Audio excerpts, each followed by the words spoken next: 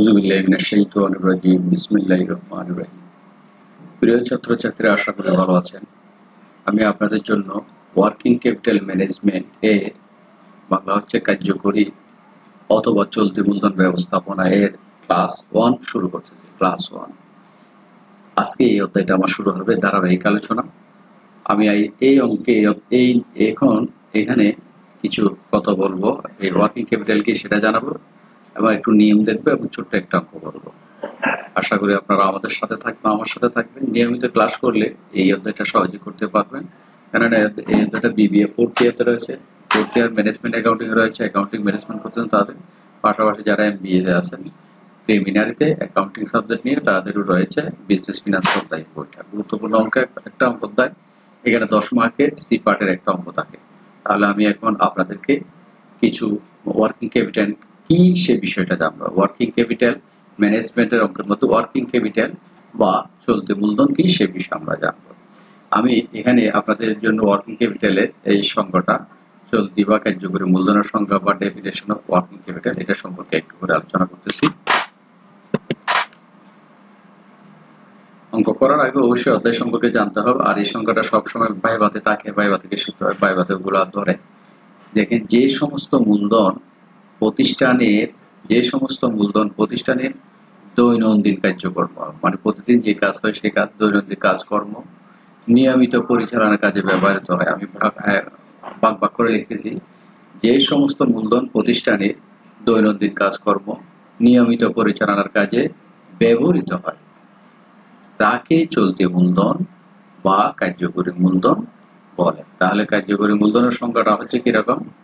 যে সমস্ত মূলধন প্রতিষ্ঠানের দৈনন্দিন কাজকর্ম, মানে প্রতিদিন যে কাজ হয় সেরকম কাজকর্ম নিয়মিত পরিচালনার কাজে ব্যবহৃত হয়, নিয়মিত পরিচালনা করতে ব্যবহৃত হয়, তাকে চলতি বা কার্যকরী মূলধন বলে। এটা মুখস্থ করে শিখে ফেলবেন। হোয়াট ইজ কার্যকরী মূলধন বা হোয়াট ইজ ওয়ার্কিং ক্যাপিটাল। এই ওয়ার্কিং ক্যাপিটালের সংখ্যাটা বা কার্যকরী মূলধনের সংখ্যাটা আপনারা মুখস্থ করে ফেলবেন। এরপরে আরো এটা একটু ডিটেলস জানাচ্ছি কিরকম।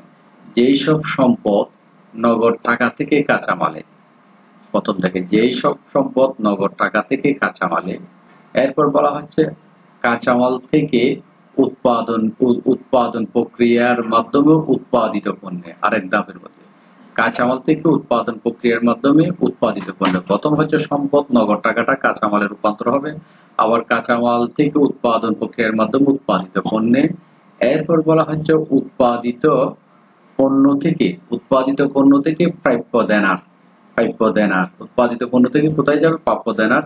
এবং পরিশেষে প্রাপ্য দেনা থেকে নগদ টাকায় রূপান্তর হয়ে ব্যবসায়ের স্বাভাবিক গতিশীলতাকে সচল রাখে, তাকে কার্যকরী মূলধন বলে। তাহলে কার্যকরী মূলধনের সংখ্যা দেখেন, আবার বলতে যেসব সম্পদ নগদ টাকা থেকে কাঁচামাল হবে, আবার কাঁচামাল থেকে উৎপাদন প্রক্রিয়ার মাধ্যমে উৎপাদিত পণ্যে রূপান্তর হবে, আবার উৎপাদিত পণ্য থেকে প্রাপ্য দেনার সৃষ্টি হবে, মানে উৎপাদিত পণ্যটা বিক্রি করে দেনাদার সৃষ্টি হবে। পরিশেষে দেনাদার থেকে টাকাটা নগদ আদায় করলে টাকা রূপান্তর হয়ে যাবে। বাকি টাকাটা দেনাদার থেকে যখন আদায় করবেন তখন সেটা নগদ টাকা রূপান্তর হয়ে ব্যবসায়ের স্বাভাবিক গতিশীলতাকে সচল রাখে, তাকে কার্যকরী মূলধন বলে। মূলত এই হচ্ছে কার্যকরী মূলধন। এই সংজ্ঞাটা আপনারা শিখে ফেলবেন। এবং এরপরে আরো প্রফেসর এলজে গিটম্যান বলেন, কি বলছে এর সংজ্ঞাটা মুখস্থ করে ফেলবেন, বাংলা ইংরেজি দুটাই আছে। এরপরে প্রফেসর এফ এরা কি বলছে, এদের সূত্রটা মুখস্থ করে। মূলত আমাদের প্রথমটা জানলে যথেষ্ট, কার্যকরী মূলধন কাকে বলে এটা সম্পর্কে আমরা জেনে গেলাম। তাহলে এরপরে আমরা যে বিষয়টা জানবো সেটা হচ্ছে যে কার্যকরী মূলধনের একটা ফরম্যাট। কার্যকরী মূলধন বের করার জন্য আমাদের চলতি সম্পদ লাগবে, কারেন্ট অ্যাসেট লাগবে।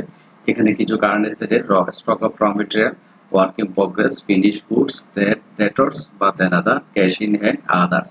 কিছু কারেন্ট অ্যাসেটের, এগুলো সবগুলো কারেন্ট অ্যাসেট বা চলতি সম্পদ আছে, চলতি সম্পদগুলো যোগ করতে হবে।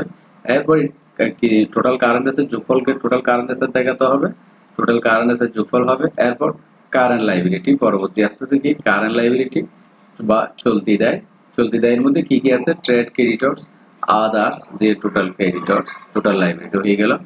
আর এরপরে টোটাল লাইবিলিটি বের হওয়ার পরে কারেন্ট অ্যাসেট থেকে লাইবিলিটি বাদ দিলে এখানে যে টোটাল রিকোয়ারমেন্ট মোট প্রয়োজন সেটা বের হবে। এরপর less short term bank loan, other saving etcetera, এগুলো বাদ দেওয়ার পরে নেট ওয়ার্কিং ক্যাপিটাল বের হবে। এটা মূলত একটা ফরম্যাট দেখেছে, এটা আমি অঙ্কের মাধ্যমে যখন আমরা করব সেটা জেনে যাব। মূলত আপনারা ফরম্যাটটা একটু দেখে নেবেন, এটা হচ্ছে বিষয়, আর কিছু না। এরপরে অঙ্ক করার জন্য যে বিষয়গুলো আমাদের কয়েকটি বিশেষ গুরুত্বপূর্ণ বিষয় আছে অঙ্কগুলো করার জন্য, বিষয়গুলোর মধ্যে হচ্ছে কি কি বিষয়, কয়েকটি বিশেষ দিক।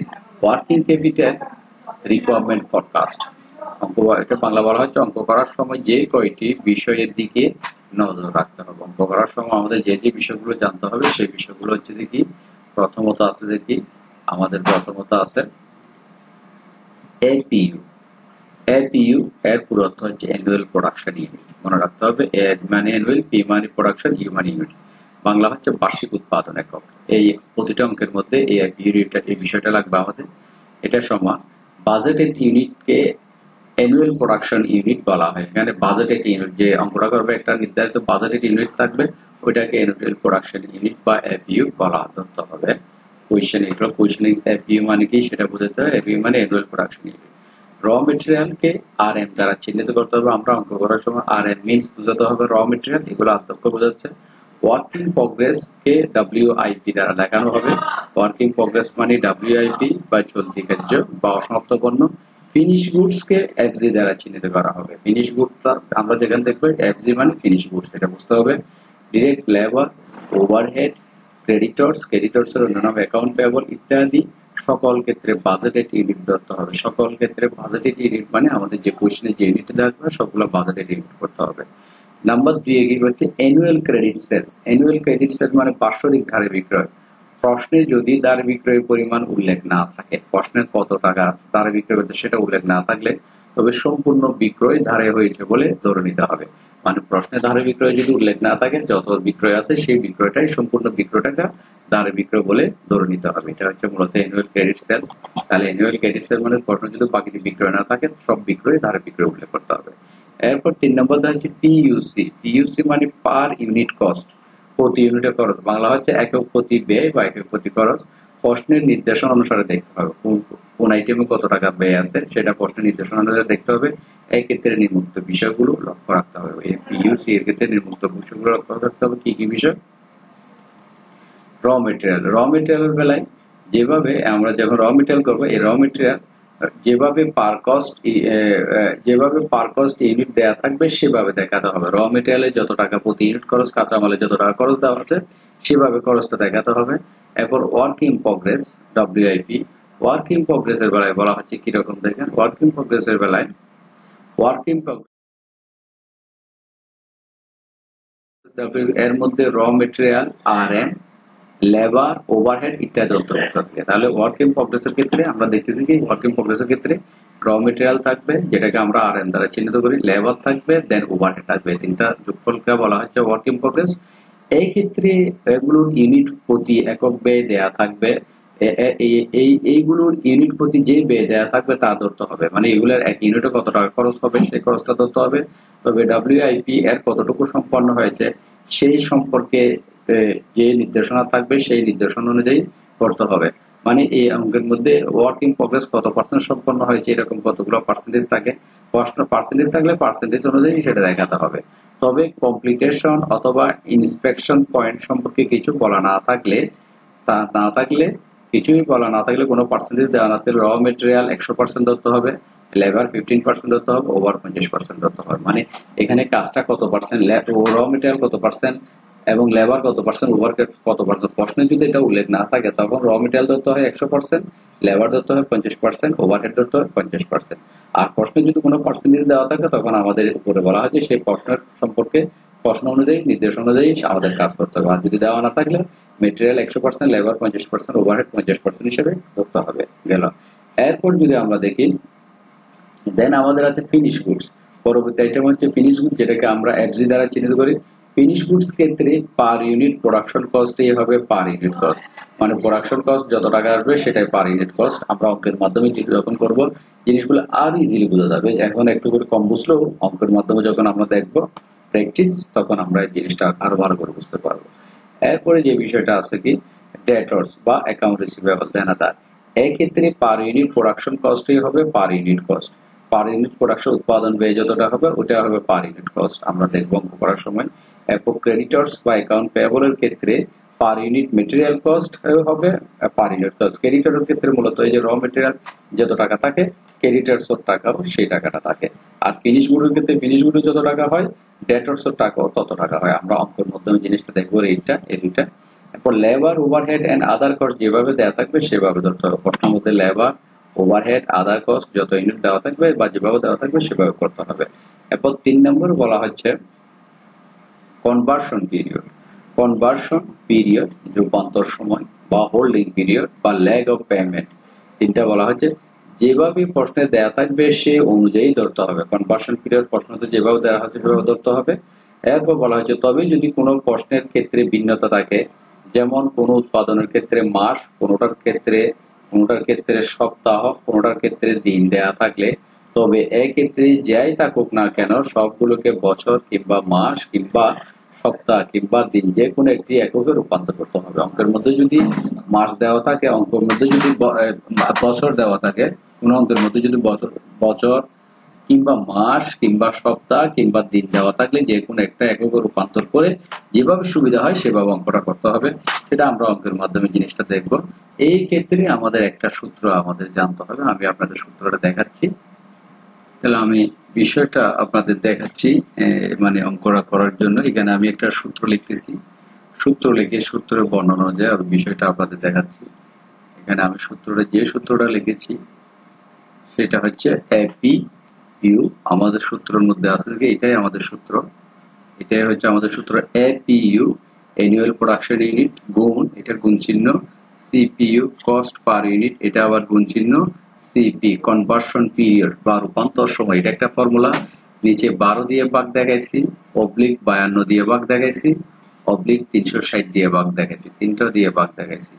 12 হচ্ছে যে এটা মাস, এটা হবে মান্থ, আর এই 52 হচ্ছে 52 সপ্তাহে 1 বছর, এটা হচ্ছে সপ্তাহ উইক, আর এটা হচ্ছে ডেজ, এটা হচ্ছে দিন। তাহলে এখানে তিনটা বিষয় আছে। এখানে হচ্ছে যে এটা হচ্ছে 12 মাস, আর লিখতেছি না আপনার 12 মাসে 1 বছর, অথবা 52 সপ্তাহে 1 বছর, অথবা 360 দিনে 1 বছর, 360 দিনে। তাহলে এখানে তিনটা বিষয় মাস, বছর এবং দিন, তিনটা বিষয় দেওয়া আছে।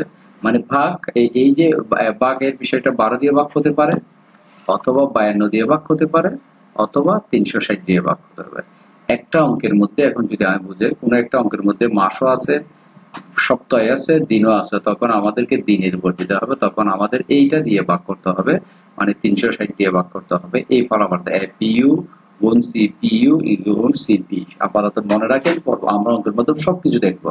এই তিনটা গুণফল যেটা আছে সেটাকে 360 দিয়ে ভাগ করবো। যদি অঙ্কের মধ্যে কনভার্সন পিরিয়ড মাসও থাকে, সপ্তাহ থাকে, দিনও থাকে, তখন দিন দিয়ে 360 দিয়ে ভাগ, 12 এবং 52 লাগবে না। আশা করি বুঝছেন। এরপরে কোন অঙ্কের মধ্যে যদি আমরা দেখি, কোন অঙ্কের মধ্যে যদি এই দুটা থাকে 52 এবং 12, অঙ্কের মধ্যে সপ্তাহের আইটেম আছে, 2 সপ্তাহ, 5 সপ্তাহ, 4 সপ্তাহ সপ্তাহ আছে, আবার মাসও আছে, 2 মাস, 3 মাস, তখন আমরা 52 দিয়ে ভাগ করবো, তখন সপ্তাহ দিয়ে ভাগ করবো, মাস দিয়ে ভাগ করবো না, মনে রাখতে হবে। এরপর একটা বিষয়, কোন অঙ্কের মধ্যে যদি আমরা এই মাস 12 মাস এটা আছে এবং 360 এটা আছে, তখন আমরা এই 360 যেটা ছোট সেটা দিয়ে করতে হবে, 360 দিয়ে ভাগ করতে হবে, 12 দিয়ে ভাগ করতে হবে না। কোন অঙ্কের মধ্যে সবগুলো মাস আছে, মাস থাকলে 2 মাস, 3 মাস, 4 মাস, তখন আমাদেরকে 12 দিয়ে ভাগ করতে হবে, শুধু 12 দিয়ে ভাগ। আবার কোন অঙ্কে যদি শুধুমাত্র সপ্তাহ থাকে, মাস এবং দিন থাকে না, তখন 52 দিয়ে ভাগ করতে হবে, মনে রাখতে হবে। আবার কোন অঙ্কে যদি মাসও নাই, সপ্তাহ নেই, শুধুমাত্র দিন আছে, তখন 360 দিয়ে ভাগ করতে হবে। তাহলে আমরা এখান থেকে বুঝতে পারছি বেশ কিছু। একই অঙ্কের মধ্যে মাস, সপ্তাহ, বছর তিনটা থাকলে তখন এই সব মাস, দিন দিয়ে, মাস, সপ্তাহ, দিন দিয়ে ভাগ করতে হবে, 360 ডেজ দিয়ে ভাগ করতে হবে। আবার কোন অঙ্কের মধ্যে যদি আমরা দেখি যে এই মাস আছে, সপ্তাহ আছে, মাস এটা আছে এবং সপ্তাহ আছে, তখন সপ্তাহ দিয়ে ভাগ করতে হবে এটা। আবার কোন অঙ্কের মধ্যে যদি দেখি যে শুধুমাত্র দিন আর মাস আছে, তখন 12 দিয়ে ভাগ করতে হবে। তাহলে নিচের এই গুণফলকে এপিইউ এবং সিপিইউ গুণ সিপি, এই তিনটার গুণফলকে 12, 52, 360 তিনটা থেকে যে কোনো একটা দিয়ে ভাগ হবে। এটা কোয়েশ্চেন অনুযায়ী, যেটা ছোট থাকে, তিনটা থাকলে 360 দিয়ে, 360 ছোট, 360 দিয়ে ভাগ, দুটো থাকলে 52 দিয়ে ভাগ, মাস থাকলে 12 দিয়ে ভাগ। সেটা মনে রাখতে হবে। এই সূত্রটা শিখে ফেলবেন। এবং এটা কি কি আছে, অ্যানুয়াল প্রোডাকশন ইউনিট, এপিইউ মানে অ্যানুয়াল প্রোডাকশন ইউনিট, সিপিইউ মানে কস্ট পার ইউনিট, আমরা এর আগে একটু আলোচনা করছি। সিপি মানে কনভার্সন পিরিয়ড। এই তিনটা গুণফলকে 12 দিয়ে ভাগ করা যায়, 52 দিয়ে ভাগ করা যায়, 360 দিয়ে ভাগ করা যায়। মূলত সূত্রটা দেখবেন, এটা কি বর্ণনা করছে এটা শুনবেন। নেক্সট ক্লাসে আমরা যখন অঙ্ক করব এই একটা অঙ্কের মধ্যে এই বিষয় নিয়ে এগুলো নিয়ে আমরা বিস্তারিত আলোচনা করব। আজকের ক্লাস এতটুকু থাকবে, এটা আপনারা দেখে ফেলবেন আর এই সূত্রগুলা আপনারা অবশ্যই প্র্যাকটিস করে ফেলবেন। এই যে পিইউ, এই পিইউসি, এই যে পিইউসি এখানে পড়েছিলাম, পিইউ এখানে পড়েছিলাম, পিইউ এবং সিপি নিচের দিকে পড়েছিলাম কনভার্সন পিরিয়ড। এই যে কনভার্সন পিরিয়ড, এই সিপি এখান থেকে আসছে, সিপি মানে কনভার্সন পিরিয়ড। তাহলে এই বিষয়গুলো আপনারা একটু রিডিং করবেন। নেক্সট আমি ছোট্ট একটা অঙ্ক নিয়ে আলোচনা করব, হয় এই সূত্রের মধ্যে করবো না, পরবর্তীতে অঙ্কের মধ্যে আমরা ধারাবাহিকভাবে বড় বড় অঙ্কগুলো দেখবো। যখন সি পার্টের একটা অঙ্ক শুরু করবো আশা করি আপনারা এই একটা পুরোপুরি শেষ করতে পারবেন। আজকে এতটুকু থাকলো এই ক্লাসের জন্য, এগুলো আপনারা পড়ে ফেলবেন। ওয়ার্কিং ক্যাপিটাল কি, এই যে তথ্যগুলো আমি আজকে দেখাইলাম এগুলো সব দেখে ফেলবেন। ওকে, আল্লাহ হাফেজ।